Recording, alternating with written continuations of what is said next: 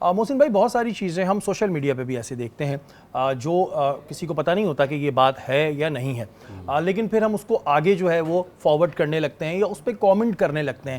یہ کس چیز کے زمرے میں آتا ہے؟ دیکھیں، سب سے پہلی بات کہ کچھ ایسی باتیں ہوتی ہیں کہ ہم اس کو نعوذ باللہ روایت یا حدیث بیان کر کے کہہ دیتے ہیں. رسول اللہ صلی اللہ علیہ وسلم نے فرمایا جس نے مجھ پر جھوٹ باندھا اس کا ٹھکانہ جہنم ہے. یعنی اگر اللہ کے رسول صلی اللہ علیہ وسلم کی زبان مبارک سے وہ بات نہیں نکلی اور پھر بھی آپ یہ نعوذ باللہ منسوب کر دیں کہ حضور نے فرمایا ہے اور جان کر آپ اس کو پھیلائیں، تو حضور صلی اللہ علیہ وسلم کی حدیث ہے کہ ایسا شخص جو ہے وہ جہنمی ہے، اس کا ٹھکانہ جہنم ہے. اسی طریقے سے کچھ لوگ یہ سوچ کر عمل کرتے ہیں کہ چلو ہم اس میں کچھ یہ اچھی بات ہے، بات تو اچھی ہے لیکن ہم کچھ بڑھا کے کہتے ہیں کہ اگر آپ نے 10 بندوں تک پھیلا دیا تو آپ کا فلاں کام ہو جائے گا. بالکل.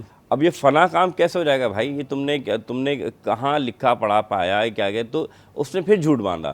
اور اس جھوٹ کے بارے میں بھی یہی حکم ہے کہ حضور صلی اللہ علیہ وسلم نے اس کو بھی منع فرمایا سختی وعید کے ساتھ. پھر یاد رکھیے گا کہ ایسا جھوٹ چاہے مذاق میں چاہا جائے، چاہے آپ فضیلت کے طور پر سمجھیں کہ میں لوگوں میں اچھائیاں پھیلا رہا ہوں، جھوٹ جھوٹ ہے.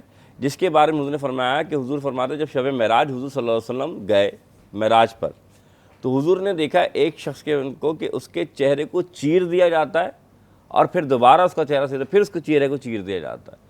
تو جب یہ منظر دیکھا کہ فرشتہ ایسا کر رہے ہیں تو اللہ کے رسول نے حضرت جبریل امین سے فرمایا جبریل یہ کیا کر رہے ہیں؟ فرمایا یا رسول اللہ یہ وہ شخص ہے جو جھوٹ بولتا تھا اور جھوٹ کی اس نے عادت بنا لی تھی، کہ یعنی کہ اتنا عادت جھوٹ بولنے لگا کہ وہ سچ بھی ختم ہو گیا اور جھوٹ پر وہ جھوٹ بولتا تھا. اسے لگتا تھا کہ میں سچ بولنا ہے جھوٹ بولنا.